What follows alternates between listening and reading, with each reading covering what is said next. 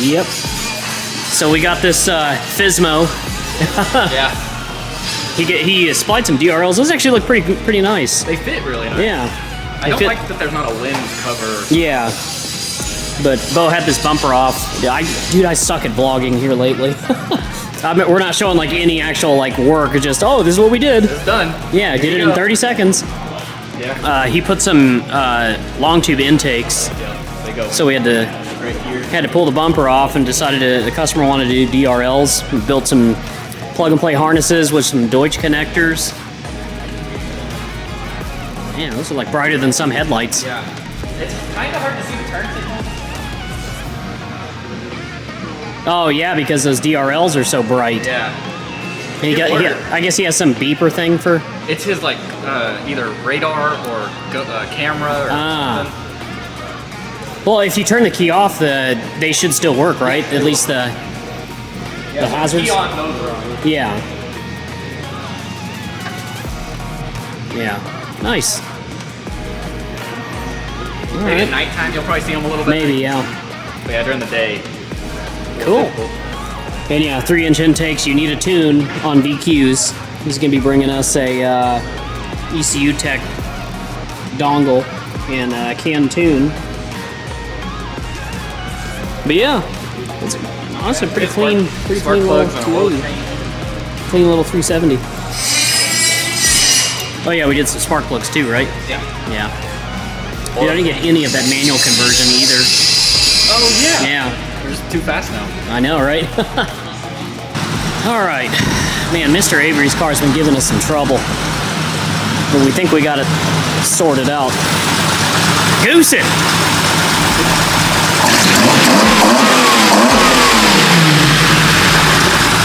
It sounds so good with those air horns. Man, it sounds amazing. Yeah.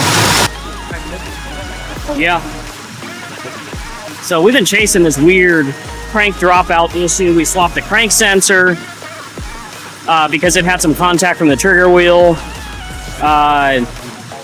We phased out the old weather pack connectors on our Megasport kits in favor of a Deutsch style connector because Ryan really likes them and they're a better connector.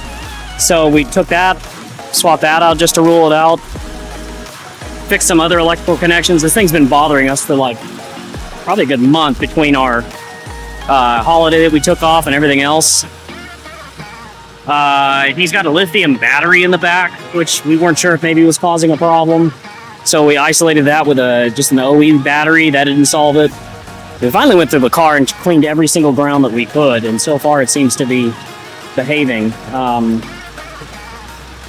So hopefully that means that we can finish tuning this thing, because I know he's antsy to get his car back. So far so good. Well, update on Mr. Avery's. We have a new harness. This thing had some severe timing drift issues, among many other things, losing sync. And since our crank sensor setup was a one-off prototype, we asked him if we could take it off and go to an actual Nippon Denso style that we've used repeatedly. Bo did his first start earlier and yelled with victory. So this is getting ready to move out.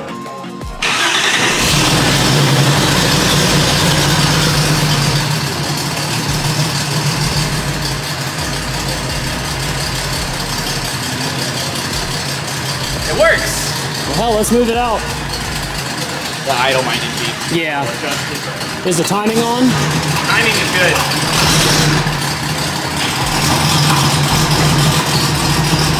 Yeah, timing's good.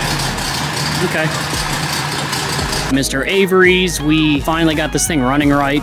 I've been tuning it a little bit. It sounds really good, runs really good. I washed it last week, but of course we got some rain. So I'll probably have to wash it again, but I'm gonna try to get with Colby this week to shoot this car.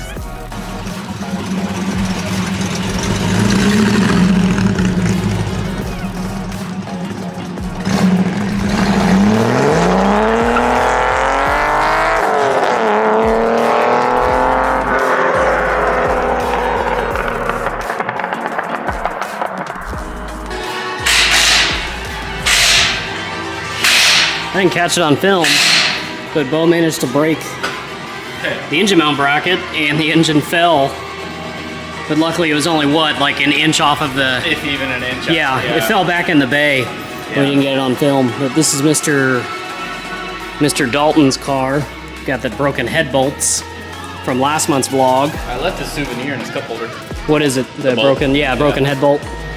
We got one or two. I don't remember.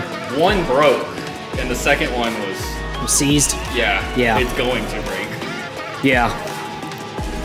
So yeah, we're finally pulling the engine so we can take it apart, send it to the machine shop to fix the head bolts.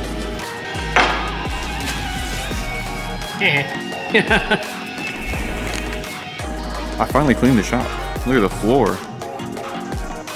Wow. We are starting work on Wisniewski's car. I'll give you a little underview. It's a 240Z. It's all stock. It's not going to be stock anymore after this. So I don't know if Chris has detailed the engine build he's doing yet or not. But I'm going to be doing the coilovers, apex arms, Techno-Toy tuning, front and rear brakes. It's kind of just the first thing we're going to start working on, the easy bolt-on stuff. The brakes are right here. Also, me and T3 got problems. I got a problem with T3. I had 2 boxes. You know how many stickers I got? 1 sticker out of 2 boxes. And it was red. A red sticker. Don't they know me? Don't they know who I am? Don't they know who I am? I don't want no damn red sticker. I gave it to Chris because Chris does red. We got rotors, brake pads, adapter brackets, handbrake cable, bolts, brake lines, calipers. So good stuff. Over here we have Apex engineered control arms and a steering rack. This green's hot. I am down with it. I'm gonna color match this engine bay too with the valve cover and whatever else we decide to powder coat. But yeah, it's gonna be sick. So there you go. Finally breaking ground on Wisniewski. I think this is a 72 240Z because it has the bumps back here. It has the bumps. Oh, I got a new toolbox too. Like that. Clean. Well, I don't know if Caleb said that he was about to do a bunch of gravy work when he had the camera, but it is not gravy work. Also, I think I broke twice. Yeah, well, I can get new vice jaws, little pads. So I've never had this problem before. You'll see the glam nut's gone, but it's The still strut is not. It's still there. installed. So that was one problem. So And, all 4 of them are seized? And struts the are front seized? 2, I couldn't get the glam nut off at all. Okay. One of the rears, this one, that was fine. That's the only good one. That was the only one that was normal. But the other 3, I'm having to cut the strut out. I'm trying to, on the ones that where the glam nut was stuck, I tried to cut off the threads and then pull the strut out. Oh, yeah. But I think it's the same problem this one has. It's stuck in there. Yeah. So it's probably the original, safe to say, from 1972. I mean, you can see. So me and Bo had this in the vise that we were smashing on the perch. Yeah. And it didn't break loose. Nothing. So.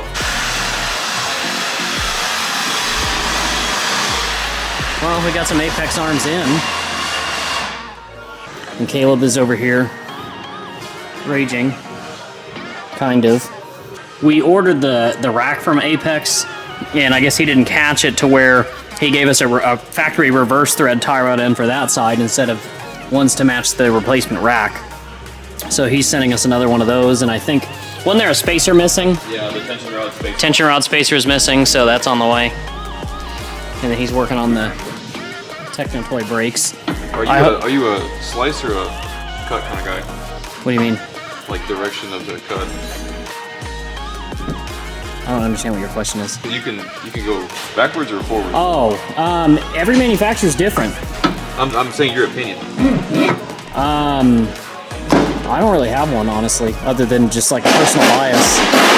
I think it looks cooler like that. So the way that it matters the vane direction inside. Yes. As long as the vanes point that way, it's correct. But these are straight, so I could do either or. Yeah. So I'm choosing this way. But so Stop Tech, I think, is that way, and then if you buy Stop Tech's EBC, the other way. or EBC is that way, and Stop Tech's the other way. Yeah. There's no real rhyme or reason. Yeah. But either way, it's still going to sling heat away and gases. So I hope these clear the wheels. They should. I ordered the smaller kits, and these are 16s. So this is the stock rotor, pretty much. It's just vented. The caliper. Yeah. So yeah, let me know if I need to order spacers. And the rear bearings might be here now. AutoZone was here. So let's see. Oh hey, I got front seals too. Here, I'll just give you everything. And whatever you don't use, put back on the shelf. Actually, they put new rotors on it. Since you bought seals anyway, should I just take them off and repack them? Just so I know they're good? Yeah, just do it. Alright. I mean, it's part of the labor, so. I'm here to vlog the struggles of a Godzilla Raceworks employee, which is show up to work at 8:01 a.m. and then cuss at 50-year-old cars. I have brakes, but I also have an angle kit for a drift car. Just kidding. You'll notice that it fits really well. T3. But T3 is not without fault. They made this, oh, let me point this down. Like my dirty toolbox too. So they made this kit. It's really nice, machined aluminum, anodized. There's two different variants. There's 240Z mounting face and 280Z mounting face. Makes perfect sense, that's fine. This bracket is wrong. I had to get these washers and space the bracket out on the mounting side just a little bit more back, and then it was good. So camera's about to die, but that was the struggle I had on the side. Now I have to replicate it and do it again. It's a new week. Not really, it's Thursday, but this car hasn't been filmed in a while. Got them new Willwood Techno Toy Tuning disc brakes on. All four corners. This is the micro big brake kit, so you can still run 15s on it. So these are 16s, so we don't have a problem with that, but what I do have a problem with is the fitment. We're on the Apex engineered control arms, and as you can see, it's a little pokey. Same goes for the front, but it's a little harder to tell from here. I don't know if I need to raise the rear or if I need to lower the front, so we're gonna find that out together. Let me get the hot angle real quick.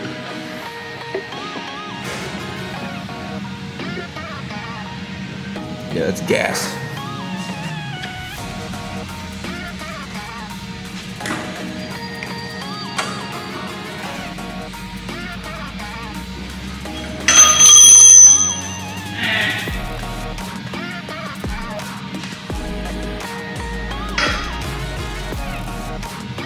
I raised the back of the car a lot, so let's try that again.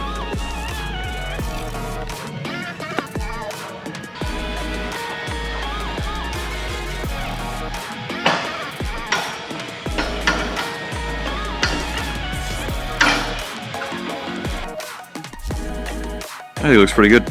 It's functional. It's low, but it's not like super mega slammed, you know? I think it's pretty good.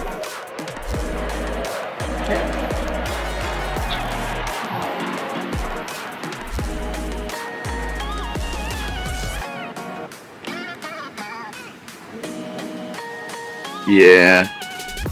Oop, wrong button. Yeah. It's pretty good. I'm down with it.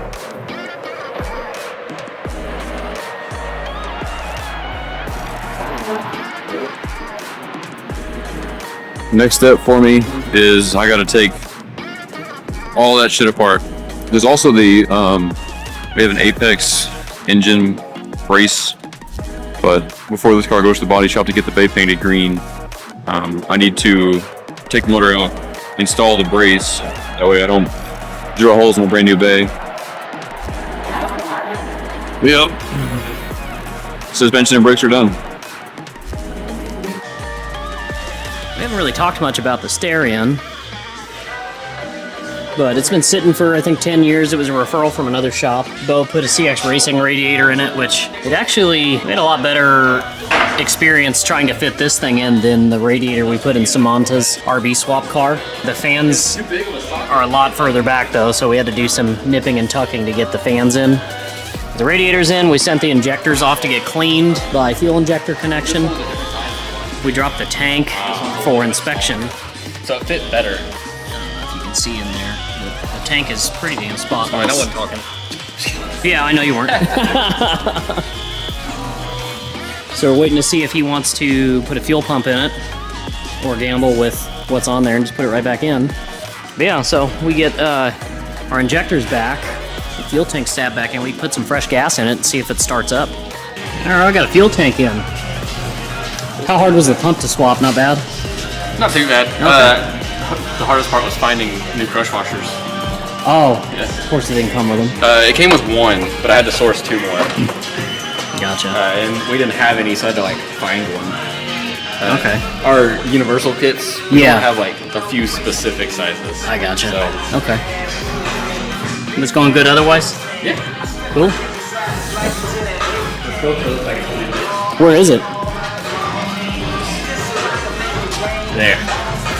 Oh, nice. Yeah. Yeah. Well, Not gonna be. look at that nasty clamp too. Yeah. Well, and look at like all the residue underneath the Yeah. manifold and from that gap. Yeah. The Starion. Customer approved bleeding the brakes and evaluating everything, seeing if it needs hard components. See if we can get it stopping a little better. He also authorized we're going to fix the exhaust leak, so I got manifold gasket and turbo gaskets on the way. We're also going to bypass that fusible link and just put a regular fuse holder in it, so I got some 10mm wide pins on the way for that. We got a fuel filler neck. I found one vendor in the whole country that sells the rubber hose, so I got that on the way. And then we can kind of take this thing for a more extended drive. More BMW stuff. So this one came in with a shitty brake pedal. And we've been kind of through the ringer. The customer's been through the ringer with this one. I think it's been to 2 different shops. They played parts cannon. The customer shotgunned a master cylinder off of another X5 that he has. Whoever originally took it apart didn't put it back together. At some point, somebody, although we had suspicions, they correctly diagnosed this ABS pump as having a restriction in it. So they just put a used one off of another X5 on it, but the computer wouldn't flash to the vehicle, so we couldn't communicate with the ABS module. So we went to transfer the computer over from the original one to the donor one, and it had like the solenoid magnets were like stuck to it, right? Yeah, I put it back together, but yeah. Yeah. All the solenoids ripped off of the computer and stayed on the module.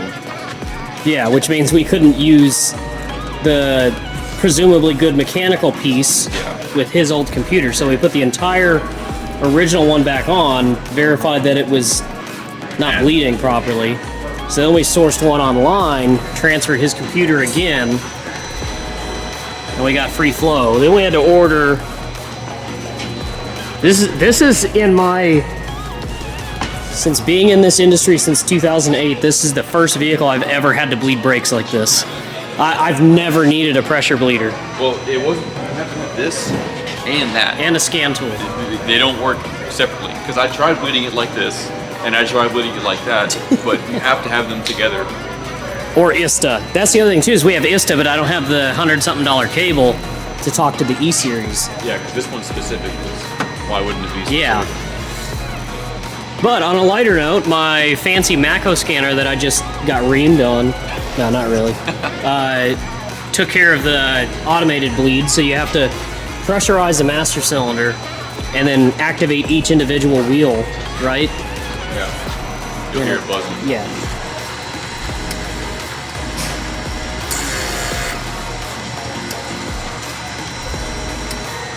Do you hear that one?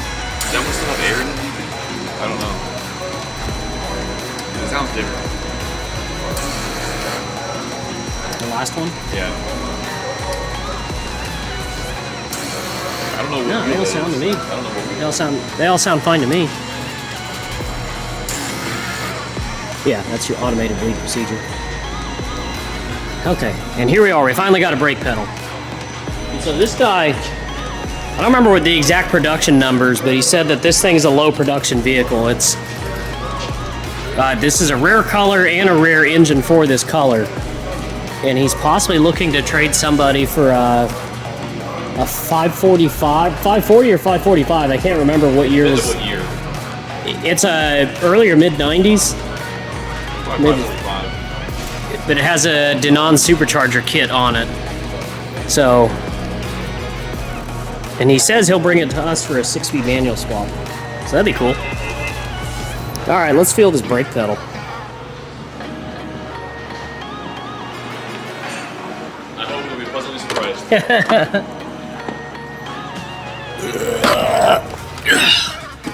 Oh yeah, it feels like a brake pedal.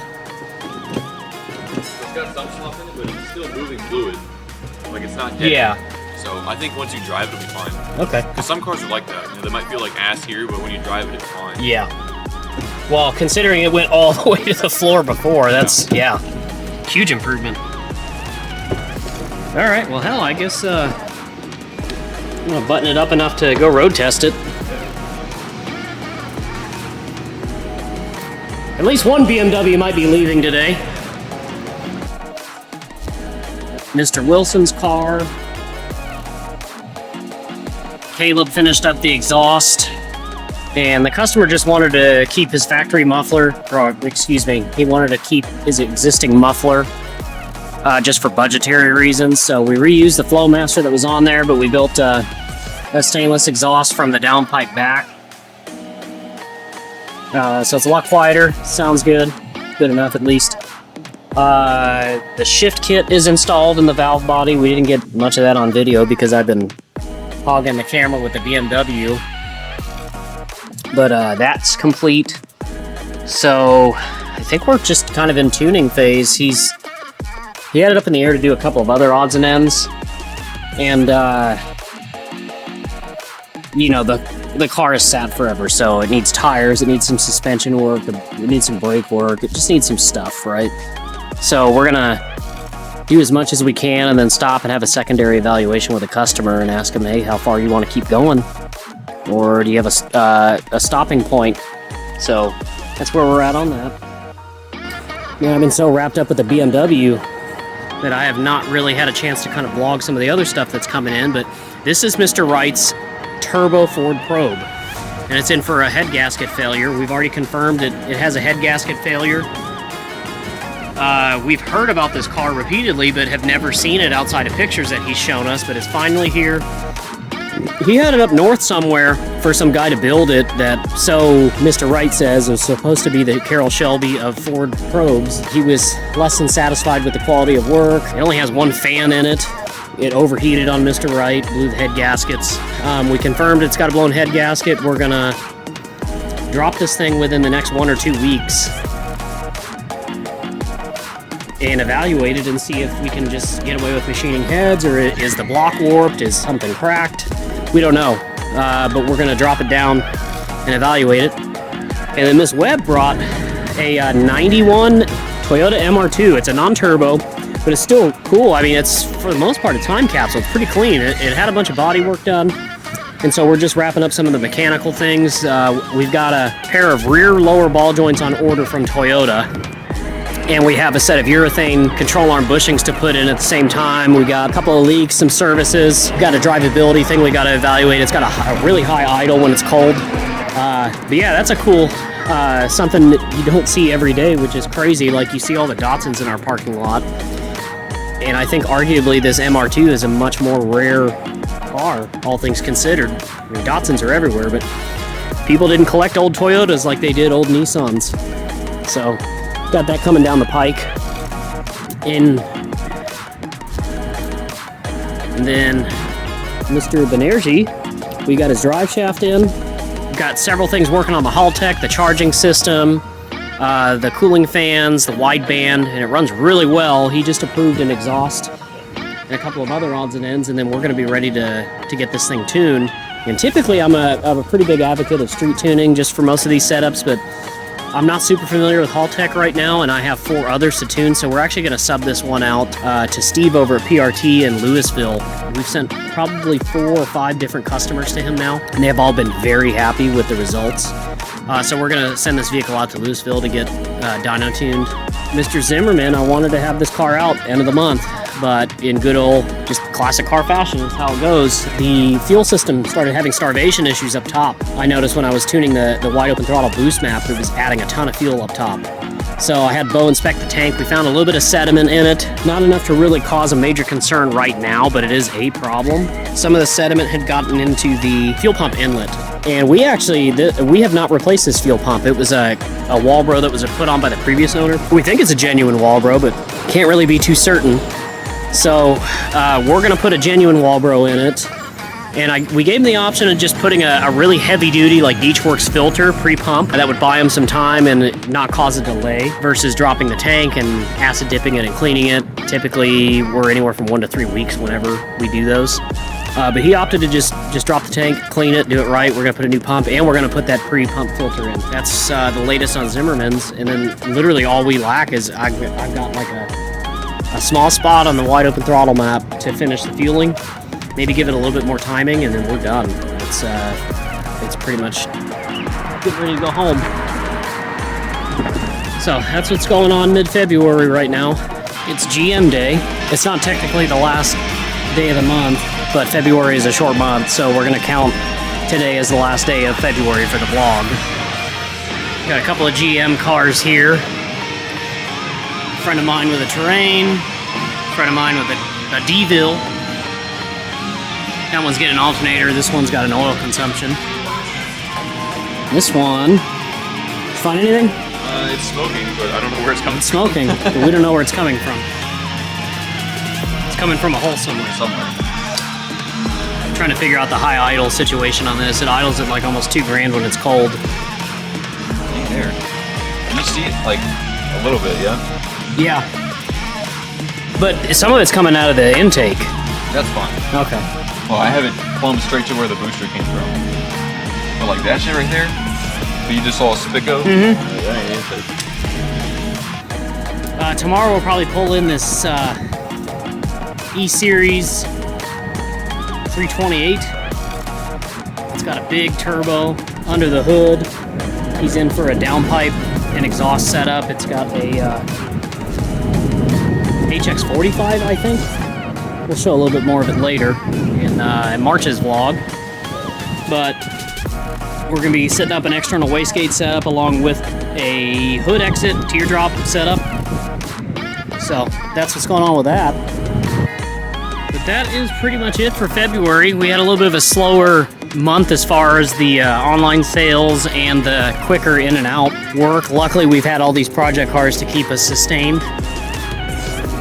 Anyways, I talked about it at the end of the December vlog. If you guys are ever looking for used parts, we do have an eBay store, and I have a direct link on our website that you can click through to see our used parts catalog. It's not all-inclusive. A lot of it is just heavily dependent on how much time I can find to invest in taking pictures of all the spare parts I have and listing them on eBay. Feel free to keep checking back or shoot us a message if you're looking for something. I might have it, I just haven't listed it on eBay yet.